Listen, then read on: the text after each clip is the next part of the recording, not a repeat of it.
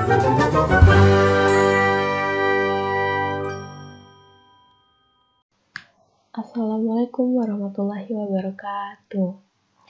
Selamat datang semuanya, selamat datang di channel Adaptive E-Learning.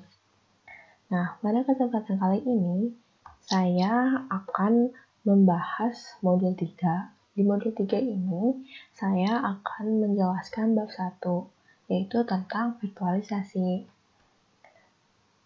Oh iya, sebelumnya kenalin, nama saya Alia, dan kode asisten saya itu SAF. Jadi, pengertian virtualisasi. Apa sih virtualisasi itu? Mungkin ada sebagian yang belum mengerti dan sebagian orang juga sudah mengerti.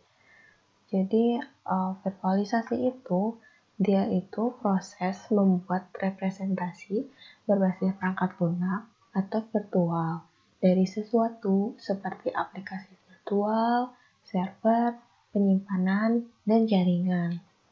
Nah, sistem komputer virtual ini dikenal sebagai mesin virtual atau VM. Dan VM ini dapat diartikan sebagai wadah perangkat lunak yang terisolasi dengan sistem operasi dan aplikasi yang ada di dalamnya. Jadi, sebagai contohnya nih, di sini misalnya kita punya satu PC plus hardware-nya nih. Nah, ini tuh digambari sebagai resource. Dan di dalamnya tuh ada kayak RAM, prosesor, dan lain sebagainya. Nah, jadi dengan adanya teknologi virtualisasi ini tuh, dia bisa digunakan untuk membuat banyak sistem virtual OS ini. Jadi pokoknya dalam satu komputer ini, dia itu bisa membuat banyak sistem virtual. Nih, dari satu komputer jadi banyak sistem virtualnya itu. Dan juga dengan virtualisasi ini, beberapa sistem operasi itu dapat berjalan bersamaan dengan aman pada satu mesin. Nah, si proses virtualisasi ini ditangani oleh satu kernel kecil yang disebut dengan hypervisor. Nah, hypervisor ini dapat membuat satu atau lebih dari virtual machine-nya.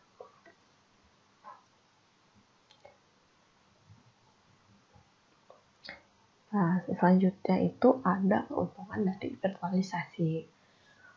Keuntungan dari virtualisasi sendiri diantaranya sebagai berikut. Yang pertama itu meminimalisir atau menghilangkan downtime atau waktu hentinya mesin.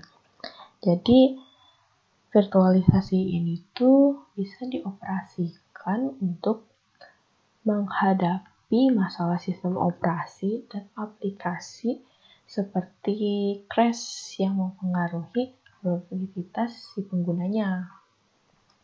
Terus yang kedua juga, dia meningkatkan produktivitas, efisiensi, kelincahan, dan daya tanggap pada ID.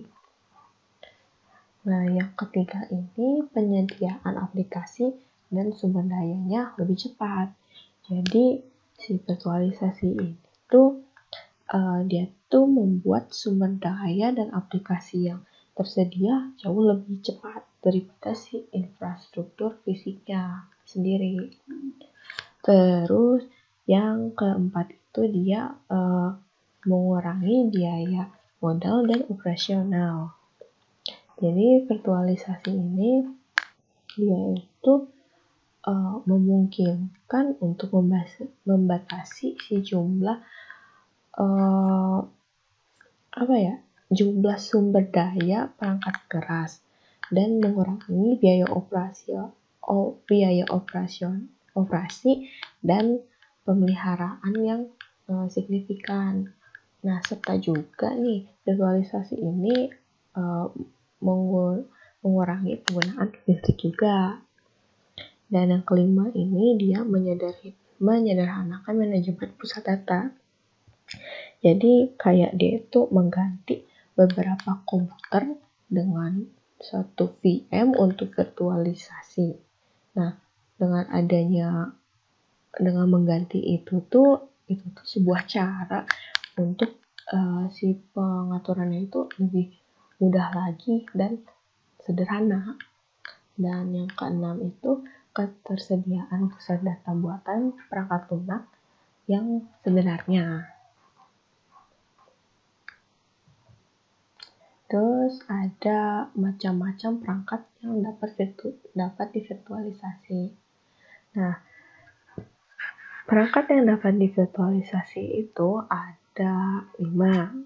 Nah, yang pertama itu ada virtualisasi data, yang kedua ada virtualisasi desktop, yang ketiga ada virtualisasi server, yang keempat ada virtualisasi sistem operasi, dan yang kelima itu ada virtualisasi fungsi jaringan.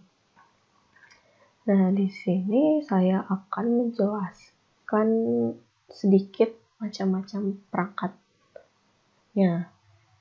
Nah, yang pertama ini ada virtualisasi data.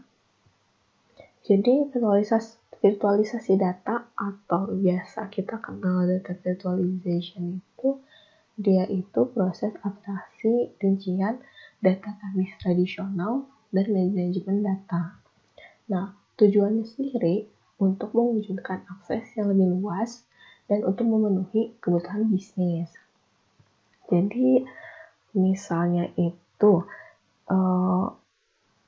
waktu kita unggah foto ke misalnya Facebook lah ya dari komputer, maka kita itu harus memberikan upload tools dengan informasi tentang lokasi dari si fotonya. Nah, setelah diunggah, kita itu dapat mengambil foto tanpa harus mengetahui jalur file yang baru.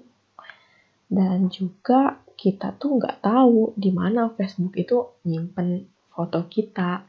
Karena software dari Facebook tersebut itu, dia itu memiliki lapisan abstraksi yang menyembunyikan informasi foto dari Facebook tersebut. Terus,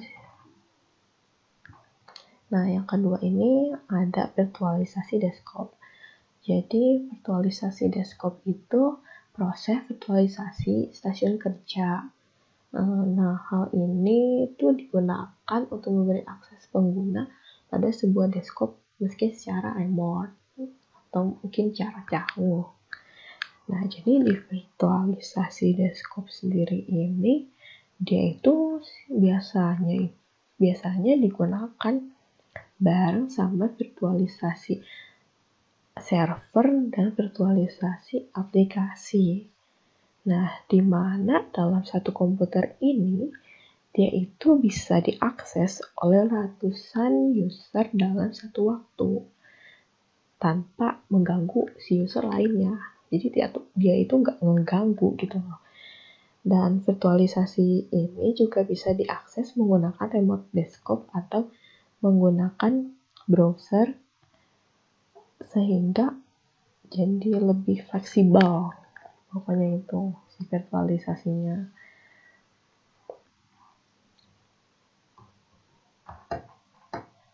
Nah, selanjutnya itu ada virtualisasi server. Nah, virtualisasi server itu penggunaan teknologi virtualisasi dengan tujuan untuk membaca resource fisik server ke dalam beberapa virtual server. Jadi, selain bertujuan untuk memecah resource fisik server ke dalam beberapa virtual server, juga bisa meningkatkan pembagian jaringan dan kapasitas untuk berkembang.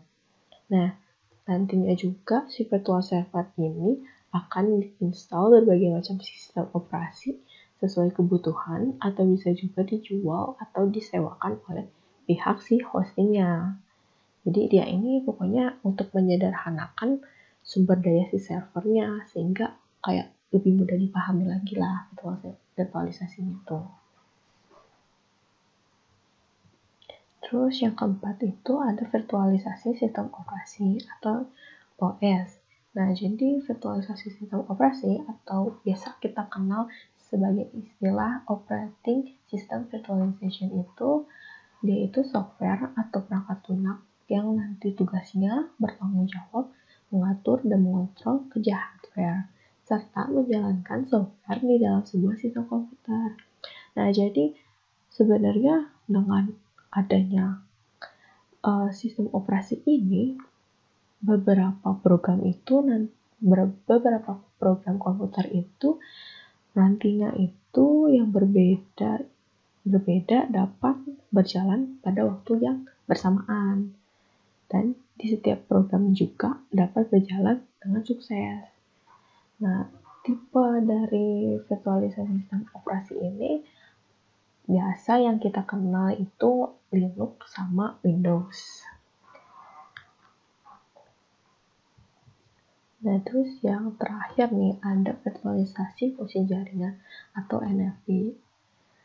Mungkin ada beberapa orang yang udah tahu ya NFV ini. Jadi NFV ini atau Network Function Virtualization tuh dia konsep mentransfer fungsi jaringan dari peralatan perangkat keras khusus ke aplikasi berbasis perangkat lunak. Nah, jadi sebenarnya itu secara sederhana si NFV ini dia tuh mampu menawarkan fungsi jaringan dan infrastruktur jaringan sebagai sebuah layanan, bukan sebagai sebuah sistem. Nah, di NFV sendiri ini juga